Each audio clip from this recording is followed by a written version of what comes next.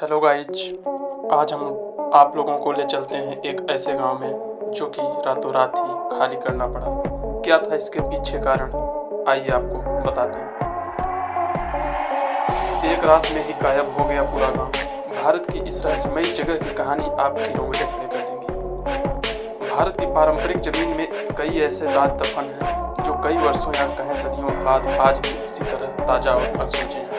जितने पहले कभी हुआ करते थे, ये रहस्य कुछ ऐसे हैं जिन्हें जितना सुलझाने की कोशिश होती है, ये उतना ही उलझते जाते हैं। ऐसा ही एक राजस्थान के जैसलमेर जिले के कुलधरा गांव में भी दफन है। यह गांव पिछले 170 सालों से वीरान पड़ा है। एक ऐसा गांव जो रात ही रात में वीरान हो गया और सदियों में लोग आज तक नहीं समझ पाए कि आखिर इस गांव के वीरान होने का राज क्या था। कुलधरा गांव के वीरान होने को लेकर एक अजीबोगरीब रहस्य है। दरअसल कुलधरा की कहानी शुरू हुई थी आज से करीब 200 साल पहले, जब कुलधरा खंडहर में नहीं था बल्कि आसपास के 84 गांव पालीवान ब्राह्मणों से आबाद हुआ करते थे। लेकिन फिर जैसे कुलधरा को किसी की बुरी नजर लग गई थी। वो शख्स था रियासत का दीवान सालम सिंह। अय्याज दीवान सालम सिंह, जिसकी गंदी नजर गाँव की एक खूबसूरत लड़की पर पड़ गई थी। दीवान उस लड़की के पीछे इस कदर पागल था कि बस किसी तरह से उसे पा लेना चाहता था। दीवान और गांव वालों की ये लड़ाई अब एक कुंवारी लड़की के सम्मान की थी और गांव के आत्मसम्मान की थी। गांव की चौपाल पर पालीवाल ब्राह्मणों ने बैठक की और यहाँ ये फैसला हुआ कि रातों रात गांव को छोड़ के बाहर चले जाएंगे। कहा जाता है कि यह गांव रूहानी ताकतों के कब्जों में है।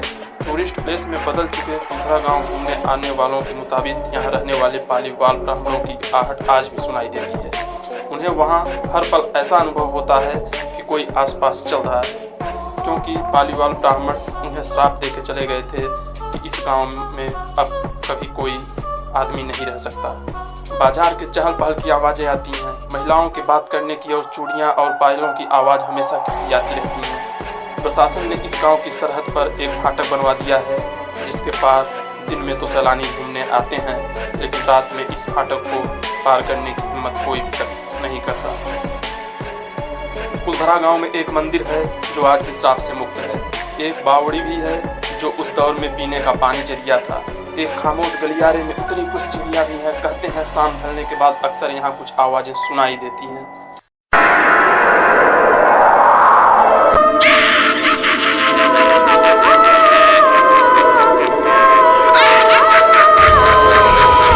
लोग मानते हैं कि वो आवाज़ 18वीं सदी का वो दर्द है जिसने पालीवाल ब्राह्मण गुजरे थे।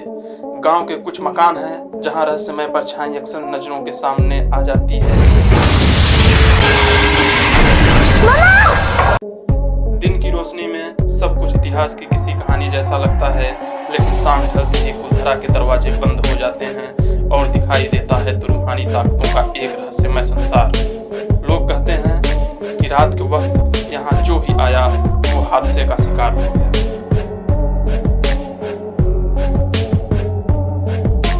पैरानॉर्मल सोसाइटी के उपाध्यक्ष अंशुल शर्मा को बताया था कि हमारे एक डिवाइस है जिसका नाम पोस्ट बॉक्स है। इसके माध्यम से हमें ऐसी जगहों पर रहने वाली आत्माओं से सवाल पूछते हैं। कुलधरा में भी ऐसा ही हुआ। जहाँ कुछ आवाजें आई तो कहीं असामान्य रूप से आत्माओं ने अपने नाम ही बताए। 4 मई 2013 दिन शनिवार की रात्रि में जो टीम कुलधरा गई थी, उनकी गाड़ियों पर बच्चों के हाथ के निशान मिले। टीम के सदस्य जब कुलधरा गांव में घूमकर वापस लौटे तो उनकी गाड़ियों के कांच पर बच्चों के पंजे के निशान भी दिखाई दिए। लेकिन ये भी सच है कि कुलधरा में भूत और आत्माओं की कहानियां सिर्फ एक वहम है। इतिहासकारों के मुताबिक पालीवाल ब्राह्मणों ने अपनी संपत्ति, जिसमें भारी मात्रा में सोना चांदी और हीरे जवाहरात थे, उसे जमीन के अंदर दबा कर रख दिया था। यही वजह है कि जो भी यहाँ आता है वह जगह जगह खुदाई करने लग जाता है, इस उम्मीद से कि शायद वह सोना उसके हाथ लग जाए। यह गांव आज भी जगह जगह से खुदा